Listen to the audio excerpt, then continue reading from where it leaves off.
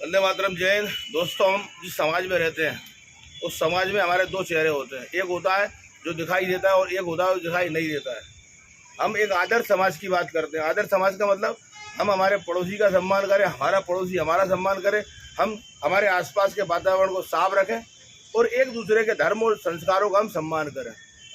हाल के दिनों में भारत में कई दुखदायी घटनाएं देखने को मिली है। जैसे कि कर्नाटक में एक जैन संत है, उनकी निर्मम हत्या कर दी गई, टुकड़े करके उनको एक बोरवेल में फेंक दिया गया। दूसरा, क्या सिर्फ और कई अभी एक और घटना आई मध्य प्रदेश के दमोह जिले में, जहाँ एक कोई महिला थी जो जैन संत की सभा में आकर बोली कि आपको कपड़े पहनना चाहिए।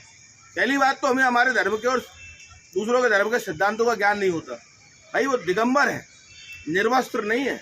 जैन साधु दिगंबर है, दिग्धनंबर, आकाश ही जिनके वस्त्र हैं, जिन्होंने आकाश रूपी वस्त्रों को धारण किया, जिन्होंने 10 दिशाओं को पूरा पश्चिम उत्तर दक्षिण नैत्रक्त वायव्य ईशान और हमारी ऊर्ध्व और अधर 10 दिशाओं को जिन्होंने धारण किया वस्त्रों के रूप में, जिन्होंने लज्जा को धारण किया है, जिन्होंने क्रोध को धारण किया है अपने वस्त्रों के रूप में, उन्हें तुम निर्वस्त्र और नग्न कैसे कह सकते हो मंदबुद्धि के लोगों। दूसरा हमला अभी हरियाणा में हम देख रहे थे, हिंदू धर्म के लोग अपनी रैली निकाल रहे थे। एक विशेष संप्रदाय के लोगों ने, जिसे मेवाती मुस्लिम कहा जाता है, उन्होंने हमला किया। पहली बार नहीं है कि हिंदुओं की रैली पर हमला हुआ, पत्थर फेंके जा रहे हैं। किस मानसिक कुंठा के साथ आप ये पाप कर रहे हो? जब आप मस्जिद में जाते हो, आप सजदा करते हो, नमाज पढ़ते हो, उस समय अगर आप पे कोई पत्थर फेंके तो आपको कैसा लगेगा? आप धार्मिक यात्रा पर हमला कर रहे हो, लोगों की जान चली गई, गाड़ियों में आग लगा दी गई, कर्फ्यू लगाना पड़ा। केंद्र में बीजेपी की सरकार, राज्य में बीजेपी की सरकार, जिला लेवल पर बीजेपी की सरकार, उसका इतना बड़ा हमला। इसको राजनीति से मत जोड़ना। अगर कांग्रेस की सरकार भी होती हो, वहाँ ऐसी घटना होती तो मैं उसकी भी निंदा करता हूँ। पर सरकार को ये पता होना चाहिए था कि यहाँ से कांवड़ यात्रा निकलेगी और सेंसिटिव जोन है, या इस तरह की हरकत हो सकती है। सरकार को अपनी एक टुकड़ी, विशेष टुकड़ी रक्षा के लिए वहाँ तैनात करनी चाहिए थी। और मुख्यमंत्री खट्टर साहब का जो बयान था कि हमारे हर व्यक्ति की सुरक्षा के लिए सिपाही नहीं दे सकता, साहब आप अगर हर व्यक्ति की सुरक्षा के लिए सिपाही नहीं दे सकते, अपने पद से इस्तीफा दे दो, क्योंकि आपकी गृह मंत्रालय की नीति अब पूरी तरह असफल रही। ये तो हम भी मानते हैं कि कोई व्यक्ति किसी व्यक्ति को 24 घंटे सुरक्षा नहीं दे सकता। जब मैं अपने घर से मोटरसाइकिल से निकलता हूँ तो पीछे वाला ऑटो या गाड़ी मुझे भी टक्कर मार सकती है, लेकिन एक सामुदायिक सुरक्षा तो आप दोगे। आप मुख्यमंत्री और संवैधानिक पद पे आपने शपथ ली है।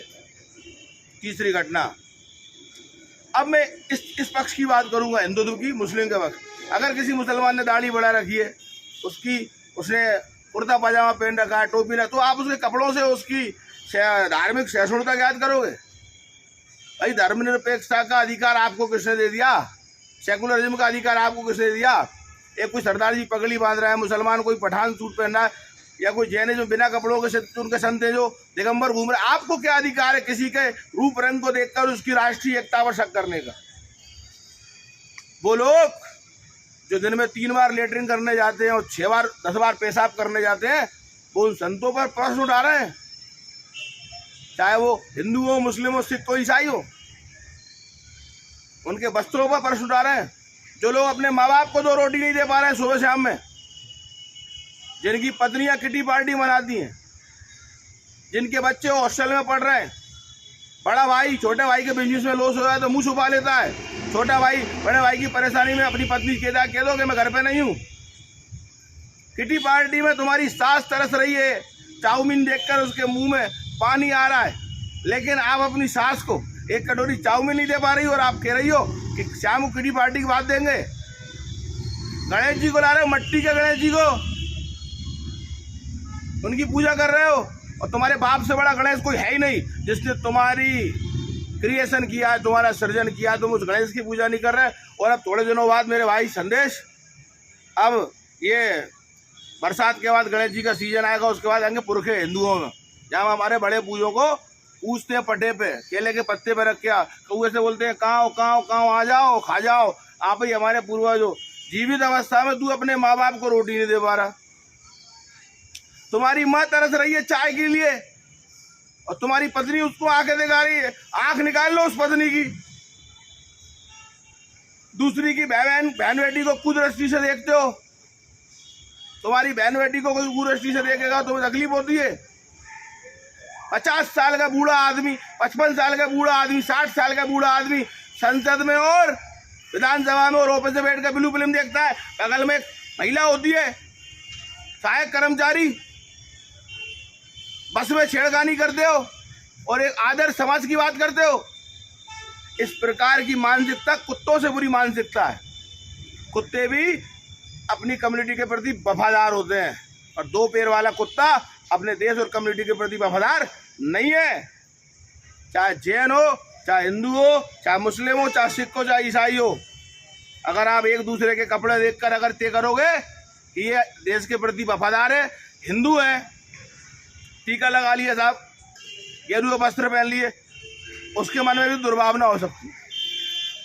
किसी के कपड़े देख के आप तय नहीं कर सकते, किसी का रूप रंग देख के तय नहीं कर सकते।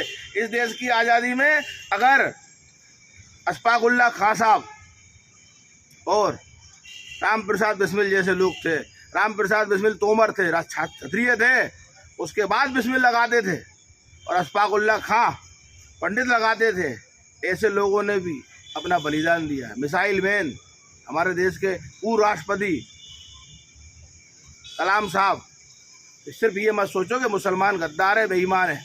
हो सकता है कुछ फिरका परस्त लोग हैं जो भारत माता को तोड़ने की कोशिश कर रहे हैं और उनके मंसूबे ना पहले कभी कामयाब हुए ना आगे कभी कामयाब होगी। ये वो देश है जो मुगलों के 600 साल के शासन के बाद पुनः स्वतंत्र हुआ साहब। और मैं आपको एक जानकारी दे दूं, बाबर ने अयोध्या में राम मंदिर का नुकसान किया, तोड़ा और बाबरी मस्जिद बनाई।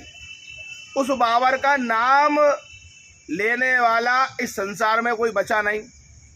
आखिरी मुगल शासक कौन था? बहादुर शाह जबरदस्ती है, जिसको अंग्रेजों ने 1857 की क्रांति का गद्दार घोषित किया। उसकी दोनों आंखें फोड़ दी, उसके दोनों जवान बेटों के सिर कलम करे उसके सामने और उसे रंगून बर्मा में जाकर दफना दिया, जहां हमारे प्रधानमंत्री मोदी जी भी गए थे उसकी मजार पर। तो राम से बेर न लेना।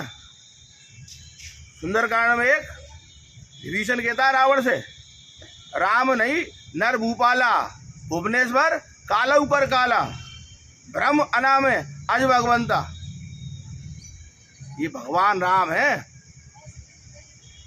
इनको मनुष्य मत समझो। कुछ प्रश्न उठा रहे हैं कि भगवान राम थे या नहीं थे। कुछ अभी एक नया मैसेज सर्कुलर हो रहा है, भगवान राम मांस खाते थे। अरे भगवान राम ने सोने के हिरण का शिकार नहीं किया, माता जानकी ने उसको पालने की इच्छा की थी, वो उसको पकड़ने गए थे। कुछ मूर्ख कह रहे हैं कि भगवान राम सोने के हिरण का शिकार करने गए थे। इसका मतलब है, तात्पर्य है कि भगवान राम मांस खाते थे। आंखें तो गधे की भी दो होती है ना, और तुम भी गधे हो, तुम्हारी भी दो है। तो इसका मतलब मैं कह दूं कि सारे जो दो आंखों वाले व्यक्ति हैं वो गधे हैं। भाई गधे की तो पूंछ होती है, तुम्हारी पूंछ नहीं है ना, इसका मतलब तुम्हारी पूंछ छुपी हुई है। तुम्हारी बुद्धि मूढ़ है। जो अपने धर्म को श्रेष्ठ समझे, दूसरे के धर्म को निम्न समझे, जो अपने को बड़ा समझे दूसरों को छोटा समझे, वो पशु के समान है।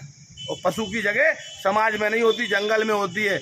और अब समय आने वाला है जब इनको ईंट का जवाब लोहे की पत्थर से देना पड़ेगा। एक दुष्ट की दुष्टता के लिए उसे तत्काल सजा देने का प्रावधान मैं केंद्र सरकार से प्रार्थना करूंगा, लाए।